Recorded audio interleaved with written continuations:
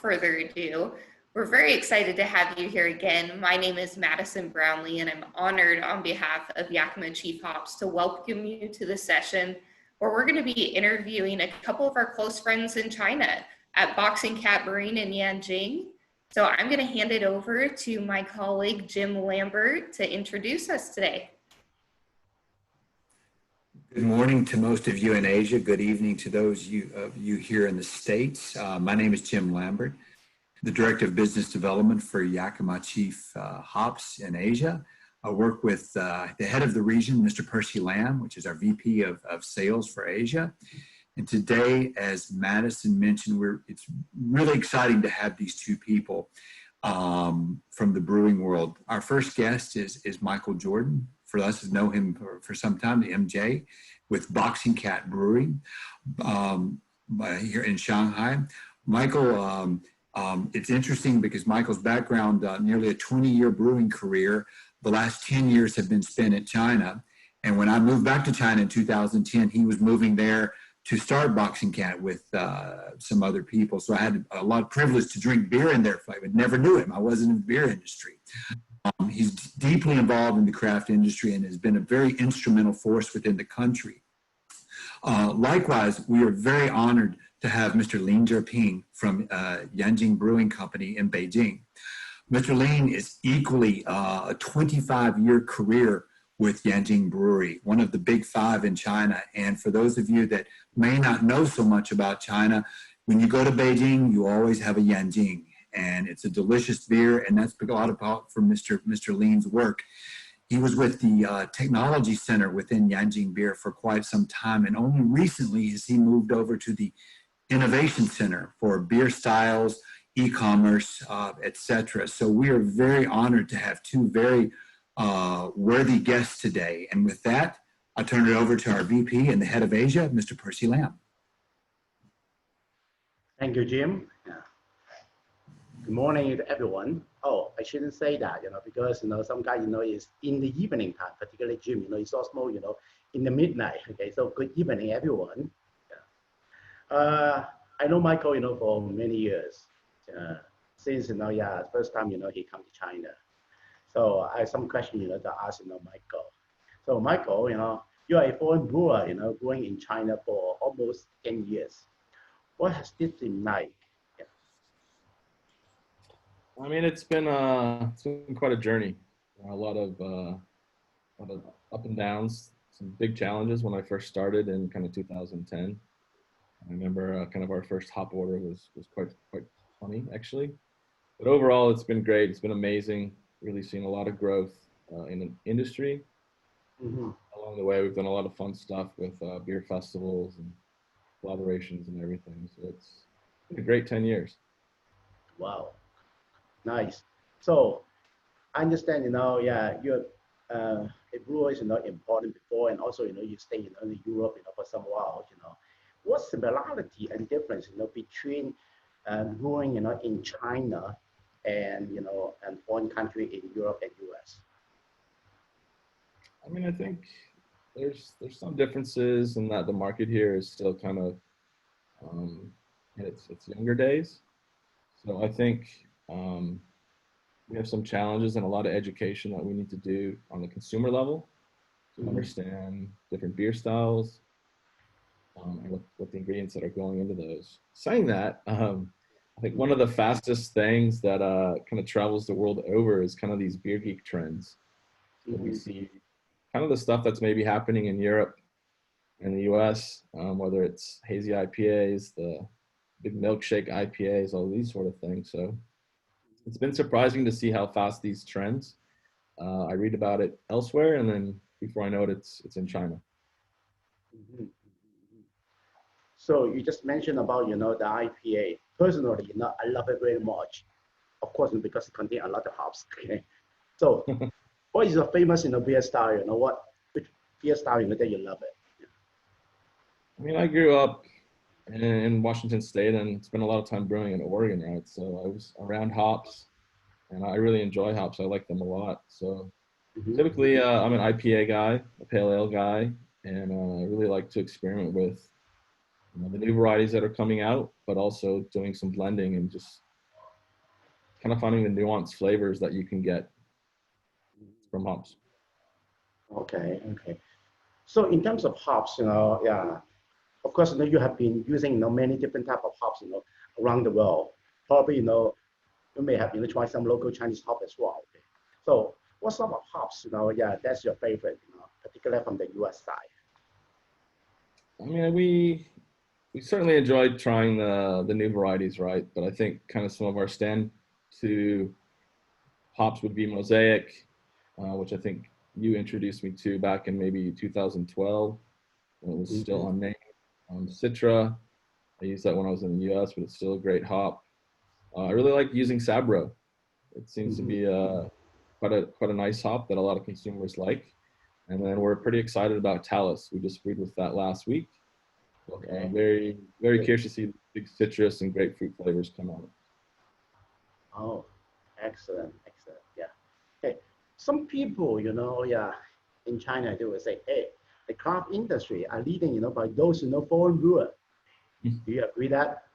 Because, in the last several years, you can see a lot of, local Chinese brewer, they are brewing, very popular, craft beer.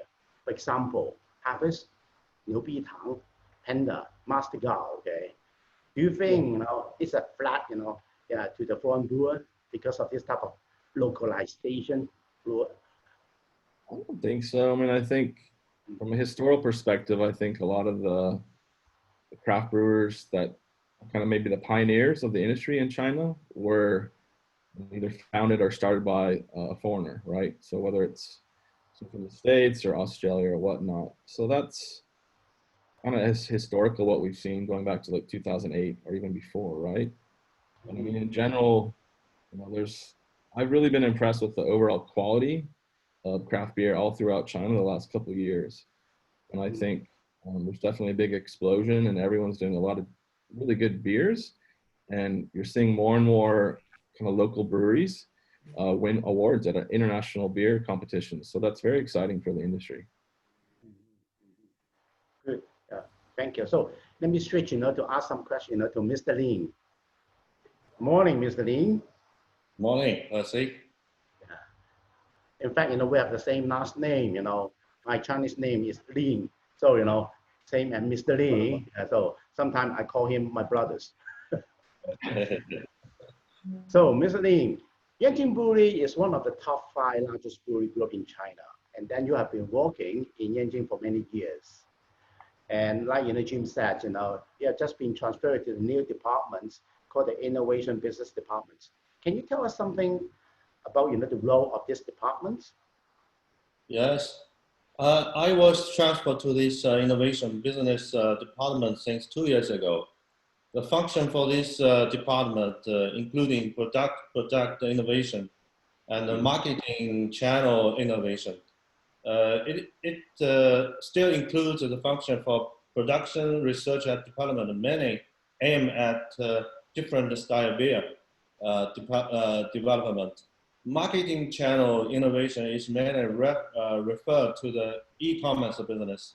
We know the China e-commerce platform has developed rapidly with more than 900 million internet users.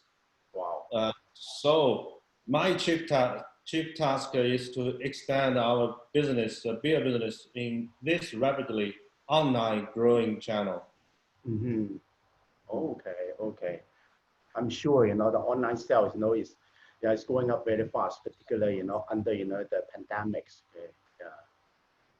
So I understand, Mr. Lin, you have been traveling to many different countries in the world and received, some brewing training in Europe before. So what is your opinion about, the commercial brewing comparing with the craft brewing?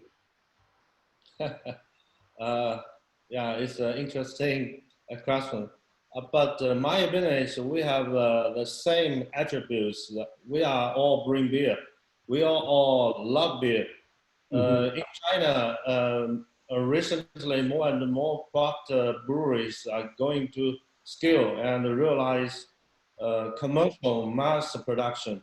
So what's the difference between a large brewery and the craft beer? So I think we are the same.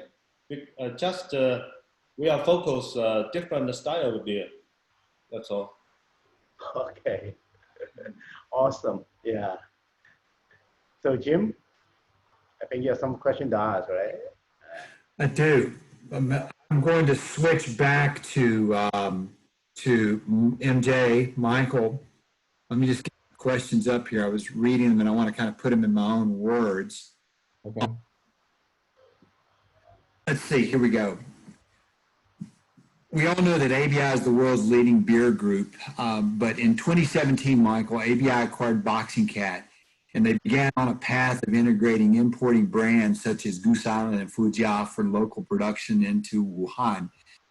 I guess the question I want to ask you is, that localization layout, has it achieved its expected goal? And, you know, and if it hasn't or it has, I'd love to hear some color on some of the trials and tribulations you went through of a plan that was on paper, and then you guys are incorporating and then integrating that and then implementing it. Yeah. So, I mean, I think it's the localization as far as brewing and in Wuhan has been great. I mean, for Boxing Cat, it actually gave us our own facility use, right? Because we were contract brewing before. Obviously, Goose Island is ABI's kind of craft global brand. So they're brewing it all over the world. So I think having that available to brew in China to keep it fresh and use the distribution system is quite important. And it's been quite popular. To my knowledge, Goose Island IPA is one of the top selling craft brands in the country. So it's working well. I think if anything, we have realized that maybe we should have made the brewery a little bit bigger. This past summer, we were actually running into some capacity constraints. So I would say it's working quite well.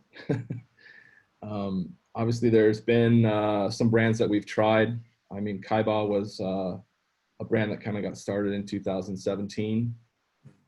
And that spun off four different styles at the very beginning. And that's kind of dwindled down to basically one style now at the moment. And it's not really being distributed nationally, right? There's definitely been some learning along the way, what consumers want, which brands are targeted towards certain demographics within China or different parts of the country. I think for some of the viewers that are outside of China, I think China often gets kind of lumped into just one big country, right? Right. It's a very big country, and it's quite different and unique depending upon the province and the region of the country you're in and their drinking habits. Just curious, you mentioned that, and to a lot of the viewers and to the viewers that will be watching this, you know, in a recorded, maybe comment on what does a drinker like and I'll ask the same question to Mr. Lin, you know, in Beijing versus Shanghai versus Guangzhou versus go out west to maybe Sichuan or someplace. Are there, what do they look like? Obviously, you know, well, in terms of what do they drink, because you said it's not just one, they get lumped into one thing and they all drink the same thing, which is, we know that's not true, but yeah. What do drinkers look like in those cities? I mean, I think IPA in general is quite popular, and I think that's just kind of a global phenomenon, right? But if we go kind of out west, Sichuan, as you mentioned, we see some of our craft lagers doing a bit better than other parts of the country. So our Helles, and we have an amber lager with some Chinese red dates in it as well. Sells pretty well in that region of the country, and I think some of that is due to cuisine being quite hot and spicy. But if you look at the southern part of China, it's quite warm, like year round. So they want something that's maybe a bit more refreshing and lighter. So something like a session IPA or a lighter pale ale tends to be quite nice as long as it has some fruit character from the hops. If I may go off script a second, Mr. Lin, I would like to ask you the same question because Yanjing is such a big beer company with distribution all around the country and of course outside of China too. What does the Yanjing beer drinker look like in China, from Beijing to Shanghai to to Guangzhou, all the way out west to Sichuan? I have to say at the moment, mostly the beer style for Yanjing is light lager, and it's more popular at the moment in China beer market. So that means if we drink Yanjing beer in different area, different place, yeah, nearly the same refreshing light lager. Nice. Uh, Very nice. No, thank you. I'll come back to you in a second, Mr. Lean. I keep with my questions, but thank you. I wanted to get your perspective as well. Michael, just curious with, I guess the second question, that we had discussed was, I think last year that ZX Ventures, the private equity arm or the investment arm of ABI, had gotten together with craft brewers in China. And my own personal knowledge, that the work with ABI in China is maybe a little bit different than other places, particularly in the camaraderie, in my perception. What in your opinion is ABI doing in China to promote the craft beer, to promote the industry, to be an instrumental force within the country? Well, I think kind of from the onset, the goal of ZX Ventures was to really have the means to expose a lot of people to craft beer in the country. So I think in that sense, there's a lot of things they can do that maybe, smaller individual players can't do, from exposure and trying to educate people, sending brewers out on the market to do education and tastings, attend beer events, stuff like that. But I think for us, having the craft brewery in Wuhan, it's definitely a showpiece of what craft beer can be in China. So we always welcome people to come visit us.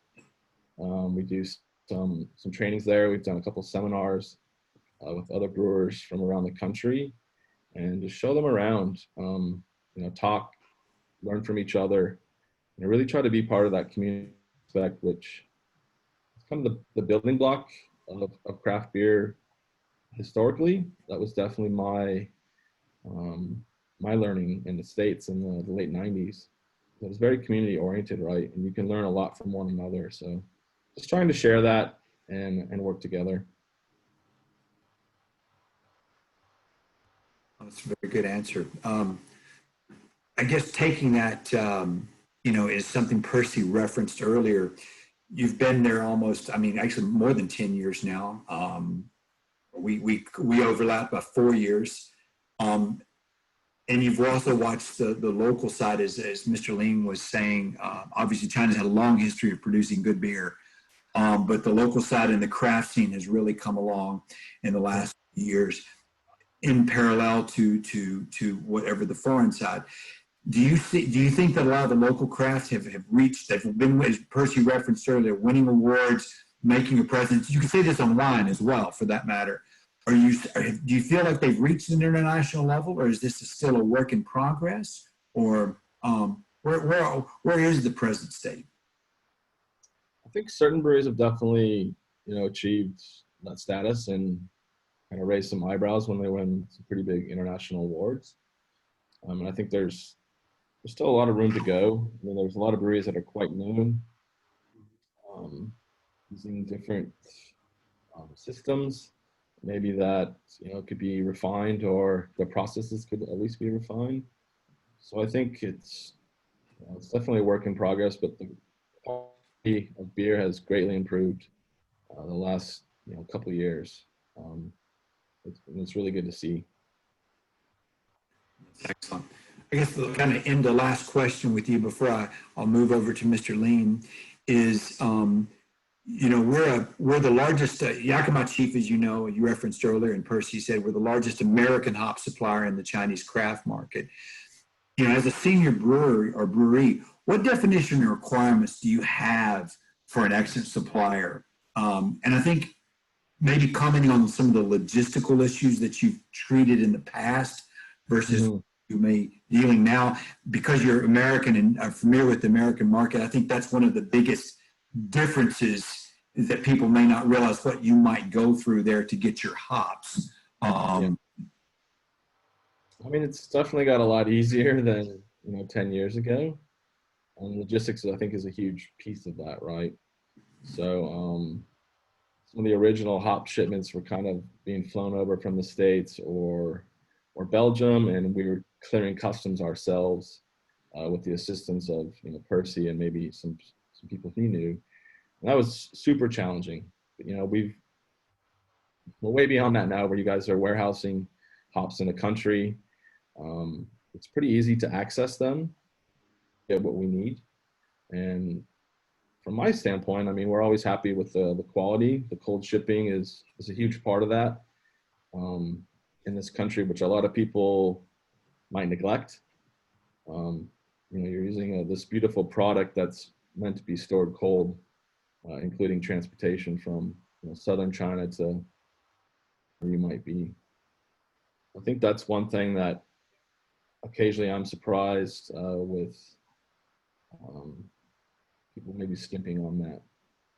But I think it's, logistics is quite challenging in this country. People are generally used to ordering something and getting it quite quick. Kind of the whole Taobao world where you can order anything and you might see it the next day. So that sort of logistics is amazing, but when we're dealing with agricultural products that need to be stored cold, there's still some improvement that needs to happen. I still remember, the first time, back in 10 years ago, when you want to order, some hops, and at that time, we fly, some hops, from Europe, to China, and then it just stuck, in the custom, Yeah. It takes a long time, to clear, Yeah. But like what you say, nowadays it's much more faster, and then, many times I would say, we just, using, the cold chains, delivery, so it's much more faster. So it's a great improvement, compared with before, okay? The only problem, we do see is the extra tariff, between the US, and China, So we're still, struggling on that part. But it hope, it will get, resolved, soon. Yeah. Okay. Thank you. Mr. Lean, I'm going to ask you a few questions, if that's okay. Right. Let me get over to the in recent years, China's craft beer market has developed rapidly, as you know. And however, the brewing enthusiasm of private enterprises and the speed and frequency of the product launches seems to be higher than the big five brands. What do you think of this phenomenon, and can you comment on this a little bit, please?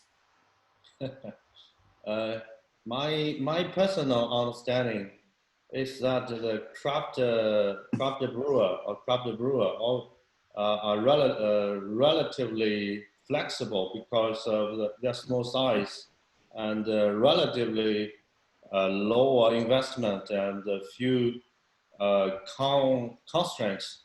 But for the lager, for the big brewery, pay more attention to the formation of economics of the scale. So we have a complex decision system. So relatively poor flexible. So of course, small craft breweries brewer normally have a very higher enthusiasm. So more willing to explore, experiment. So, but I think we are changing. We have to meet the market, the consumer, what they need. So we are changing. Excellent. Oh, I very much see that when I'm back in China. And excellent feedback for our attendees. My next question, Lin Zong, is what is, you've moved over to the Innovation Center and you've been very instrumental in Yanjing's move more into craft beer. Could you maybe comment on that? What future direction will Yanjing take in the craft beer, and is there maybe a defined roadmap for that? I think the development of China beer market has gradually matured. So that's the whole industry in the time of transformation and upgrading. So consumers pay more attention to the beer quality and the style. So the style and the types of beer on the market will be more more abundant, something like. So we will adjust the strategy to according to the changes of the market. So to make the beer for the consumer for the market.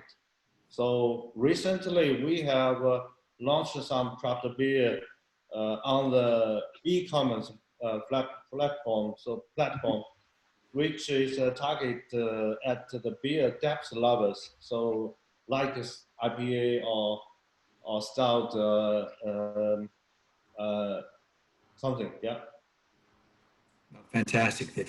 Basically, you're really kind of you're alluding to the flexibility that you referenced earlier, and I definitely think you've had a big role at Yanjing Brewery, helping make that more flexible and all. Thank you. Yeah. My last question for you, Lin Zong, is Yakima hops is the United States is the world's largest supplier, or the U.S. largest supplier of hops. And we've always taken connecting family hop farms with the world's finest brewers our mission. And we hope to achieve close cooperation between growers and brewers. And I know that the man sitting next to you, Mr. Carl Duong, and Percy, you've talked about this many, many times. But my question for you is, in what ways do you think YCH can provide support or cooperation for Yanjing so we can help promote in-depth cooperation between the two of us and honestly contribute to the success of Yanjing craft beer? I was invited to Yakima hop farm in 2013. Very deeply impressive. And Carl John is, I think he's an excellent guy. He's actually promote the Yakima product in China beer industry. So no matter in the large breweries or in the craft beer circles. So and held many such as brewing experience exchanges workshop frequently. So this is really nice. And at the moment, I think we are cooperate nicely, smoothly, and it's good. Thank you. Oh, excellent. Thank you so much for your feedback. Percy, I'll turn these back over to you for questions, if that's okay. Yeah, we can. Carl? Yeah, actually, just continue the questions. Thank you for compliments for our work. But I just want to know more about, do you think what kind of the assistance can we do that we can help the China brewers a lot? So that's just actually the question. So do you think we can do more that can we help the China brewers a lot and help they develop their business or running the company much better? At the moment, I think John and the Yakima chief team, we have time to time we have a very good communication for the Yakima for the hop new variety, including the introduction, and also have a suggestion recipe for the different beer we're brewing. That's really nice. I think that's good. And at the moment, I have no further suggestion. Okay, thank you very much. Yeah. Mr.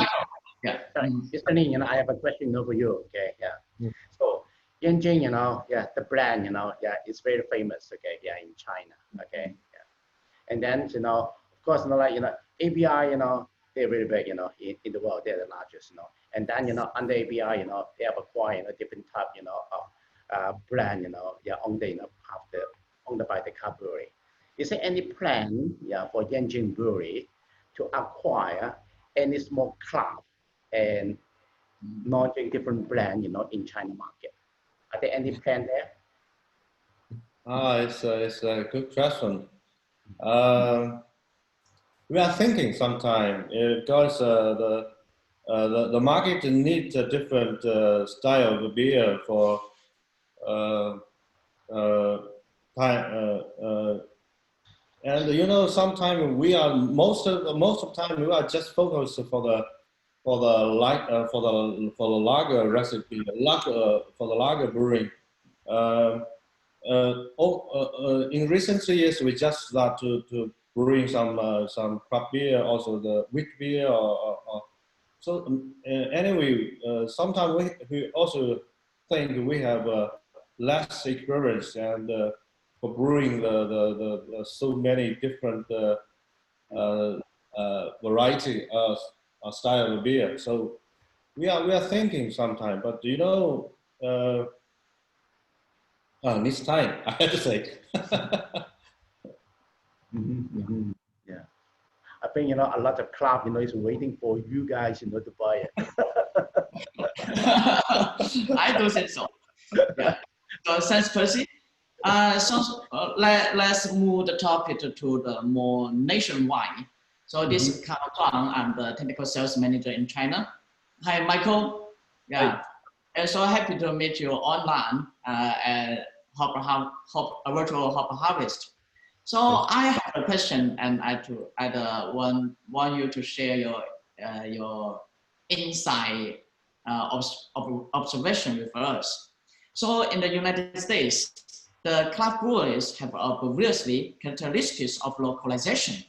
For example, the Rush River or Tree House, they just running the business in just for local area, and they get a very successful business there. But as far we know in China, some of the brewers, including the state-owned brewery or even the private brewery, they just want to expand their business for nationalization. So what do you think of the two strategies? Which approach do you think is more to inland with China national conditions, or is more likely to be obtained success? So thank you, Michael. Yeah, I think localization of beer styles or beers on the market, I think that happens globally, right? So in the US, going back historically, I think all the craft beers back in the 80s were kind of mimicking what they saw happening in the UK, right? But then all of a sudden there became access to Cascade hops. People started making kind of their version of a pale ale that was not so much English anymore, but American, because it was American hop, full of citrus and grapefruit. So I think, that's something that's bound to happen in China as well. I think currently, like, that's happening more on like the adjunct side. So people using Chinese ingredients that go into the beer outside of hops and malt, right? So creating kind of different flavors in existing styles of beer that perhaps one day will kind of move towards, its own sort of Chinese style beer. But I think that really happens organically. I know talking with certain brewers, like they really want that to happen. But I think it's one of those things that needs to happen naturally. You can't force it and rush it. But if all of a sudden you're brewing a great beer and it has different elements of local cuisine native to the province or the region of China, and it goes into the beer and people like it, obviously you have something there, and that could turn into kind of its own style and be very localized at that point. So Michael, we know that ABI have established a new department named the DGO in Shanghai, and also running the big craft brewery in Wuhan. So you do have many brands on craft beer. So what do you think your brand is localization or nationalization? I mean, they're Goose Island, once again, I think I mentioned earlier, it's a global craft brand, right? So in that sense, it's being brewed locally. So that's its sense of localized. I think over time, Boxing Cat is more of a Chinese brand founded in China.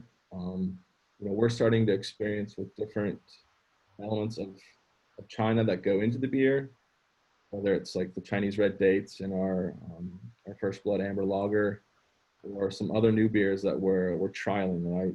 For instance, we're looking at doing a Xuan Mei Tung beer. So it's like a sour plum wheat beer. It's very, very native to China. That's something that I wasn't familiar with as an ingredient or even a drink until I came to China. So this is happening, but I think it's happening at a trial level. And I definitely see a lot of craft breweries experimenting with these sort of beers as well. I saw like a green mung beer, like mung bean beer before.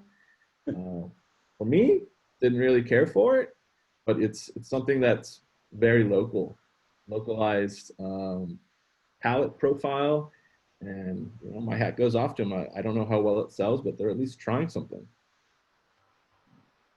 Yeah, thank you, Michael. So actually, there's some question to you. So we just always compare to the two strategies. You're selling the beers to whole the nation, or you just focus on the local customers and just brew some more suitable and acceptable beer for local people, and that's running your business very well, but not for the whole country. So what do you think? How you choose the strategy for your new department? As you say, you just move to the new department, just focus on craft and e-commerce. Thank you. Compared to the Qingdao and the Snow, we are a little bit smaller than compared to this big brewery. So at the moment, our target is how to increase the share of the market. So we bring a new style of beer and try to explore different marketing channel. That's a way for make a bigger business. Yeah. So that's what we think we should to change to our Yanjing to the nationalize, not just for the local. Yeah. Thank you very much. So the next question is, hey Michael, we are just facing a serious pandemic outbreak all around the world. So since ABI is a famous country around the world, so how has the craft brewing in ABI changed in response to COVID-19?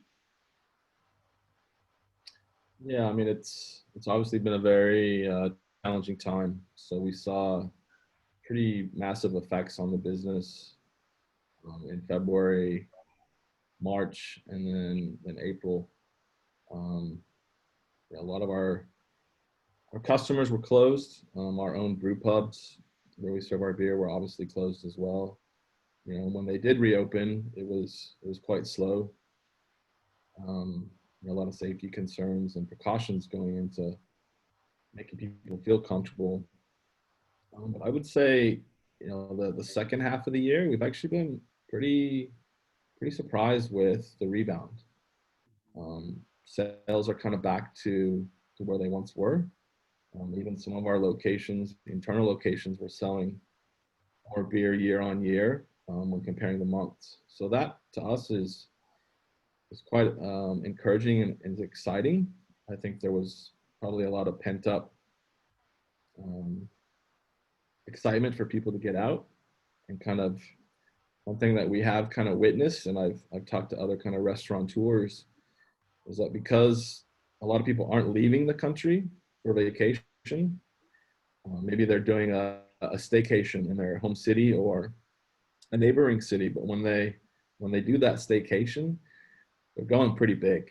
Um, they're buying some of the most expensive bottles of wine that are on the menu, and they really don't care. They want it. They're treating themselves. They can't travel, but they're enjoying themselves. So it's been pretty interesting to observe the second half of the year. Yeah, thank you.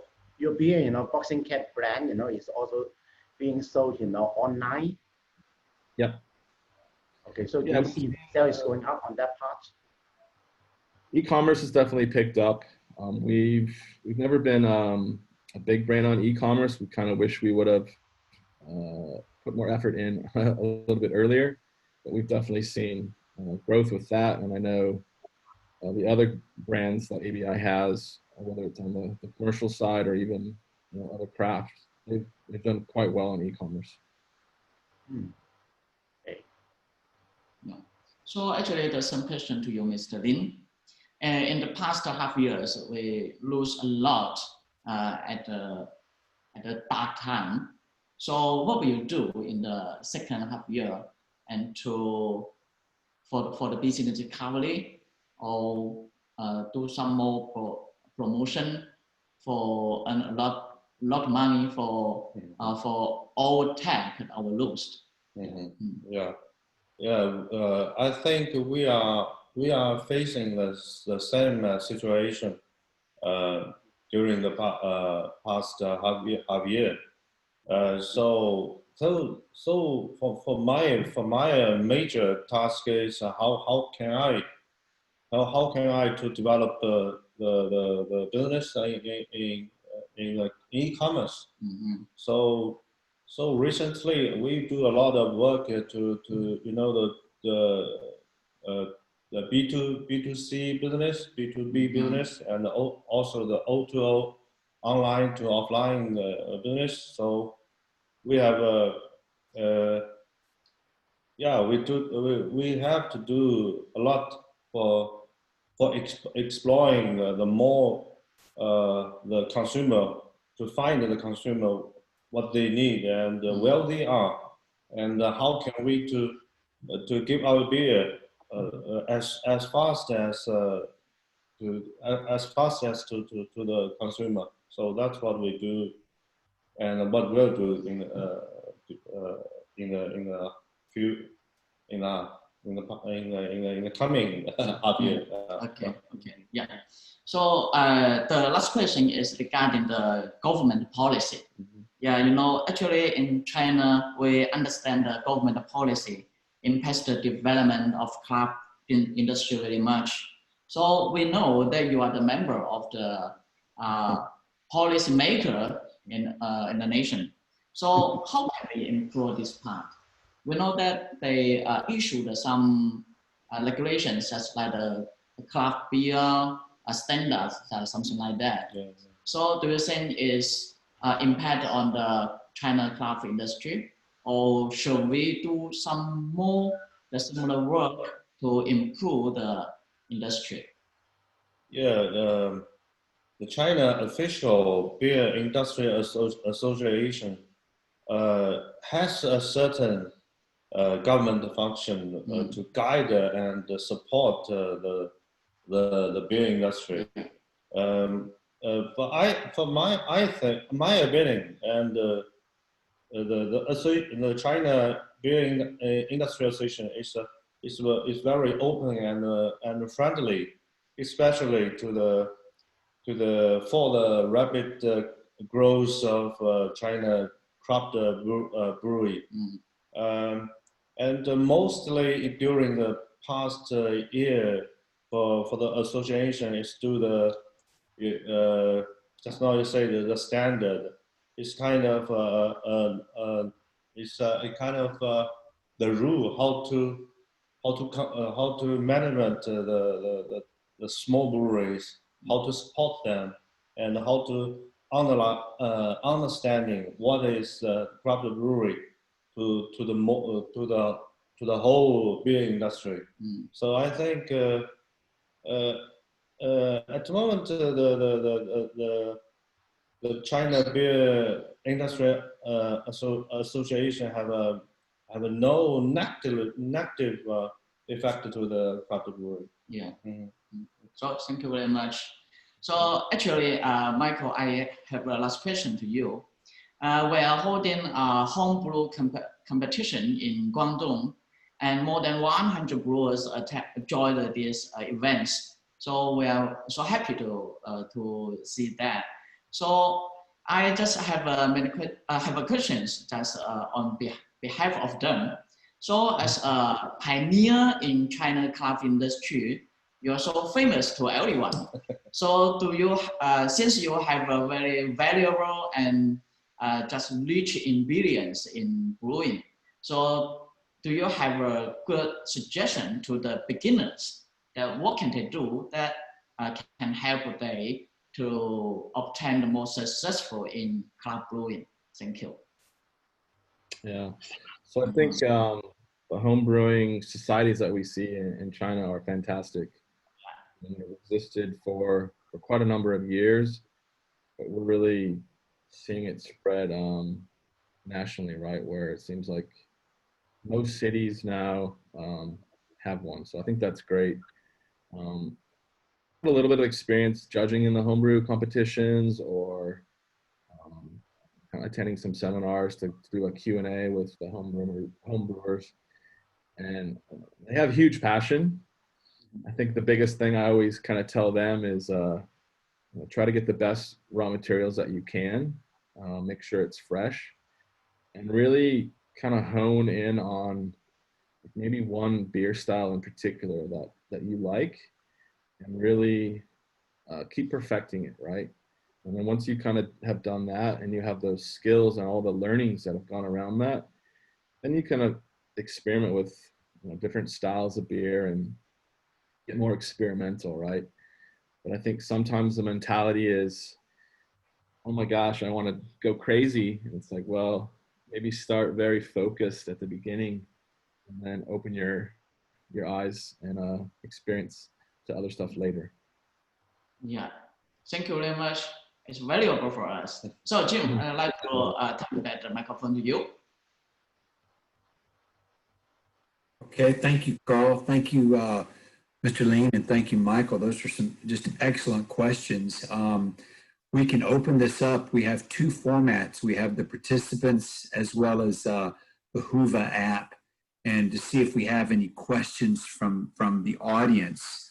And also, to be honest with you, once this video is played tomorrow U.S. time, there's a likelihood of questions coming in that we'll send to you that people will be very interested in. But Madison, Nicole, from the Whova app, do you see any questions in the Q&A? No questions as of now, but like Jim mentioned, if you do have any questions, you'll see we just posted the brew school at yakumachief.com email address. So feel free to email us with any additional questions. I've got one question for Mr. Lane. And you've been in China's brewing industry for 25 years. You've had an amazing career watching, China's been brewing beer for a long time, rice wine, others. So a long history of making alcohol. But yourself, your career, 25 years. And now you're at the Innovation Center at Yanjing Brewing. What do you think in the next 5 to 10 years, what will China's beer market look like to you? And I know it's the future. I know it's an unfair question, but I want to ask you because just so people know that you're affectionately and respectedly called the beer professor in China, and I've known that for a long time, and I think you deserve that name, and I also respect your opinion, and I would love to hear what you think the market, what will look like in 5 to 10 years. Yeah, just my opinion. in the coming 5 years, in the future, the volume for China beer, the beer volume, I don't think will be grows anymore. I don't think so. But the beer market will be changed to more and more people. They know what is beer. The more and more people that love beer. So most breweries of us, for all the brewers, we are trying to launch a different interesting beer or different beer or different taste of aroma or flavor, different beer to launch to the market. So to meet the consumers' needs. So the change just is more than people know what is the beer style, what is craft beer, what's the difference between all the variety of beer, yeah, what they like, what they want, yeah, that's my opinion. And it's interesting, very similar to Chinese and wine, and the people knowing what a Pinot Noir or whatever that it's the last 10 years, even my own knowledge of watching that, you're saying the same thing over to beer. I think that's going to be excellent to watch. Michael, I'll ask you the same question if you don't mind. You've had a unique privilege to sit there for 10 years and start a brewery. If you've sold the brewery, but you're still with the acquirer, and now you've moved into a different level, a larger platform. Where do you see the China beer market in the next 5 to 10 years? Yeah, I I agree where, it's the biggest beer market in the world, and the volume isn't going to grow as mentioned. I think the craft segment will definitely increase. Is it going to continue to be IPAs? I'm not really sure, but I think, there's going to be more and more players, I think, kind of growing and building their own proper factories, as we typically say in China. So that will be exciting to see, and it should allow, fresh draft beer to really flourish, but also these breweries to, package their own products, whether it's can or bottle, on site and get it out throughout the country. Having been here for a while and knowing some of these players, I think what I did learn is when ABI did acquire Boxing Cat, is that it kind of gave some proof to the concept, where some of these other guys had been struggling to get financing to grow their breweries, whether it was via bank loan or other means. And I think I've had colleagues in the industry tell me that was kind of the proof they needed to help grow their brand, to take on investment money. So I think with that, we'll definitely see a changed landscape in 5 to 10 years. A lot more individual breweries popping up, and probably doing some really innovative and amazing products. Fantastic. Percy, do you have any more questions? I don't, yeah. So, first of all, thank you again, to Celine, Michael, I know both of you are very busy, and spending this almost 1 hour's time, with us, answering, all the questions and a lot of, answer. I think it's very variable, to a lot of people, not, only in China. I think it's also, to some people who would like, to come to China, to invest, or having, the brewery here. Okay. So, thank you again, for your time. Madison? Yeah. Again, yeah, we'd like to thank our speakers for being here today. This was a wonderful session to learn more about what's going on in beer around the world. I mean, it's fascinating to hear about one of the largest beer markets in the world and the craft industry and how it's impacting the markets there. Again, we want to remind you to check out virtualharvest.com for all of our sessions, past or upcoming, will be recorded. So even if they're on a different time zone, we'll be able to house you there either through virtualharvest.com or through the Hoover app. Well, thank you very much for joining us, and we hope you have a great rest of your day. Bye. Thank you. Bye bye. So, Thanks.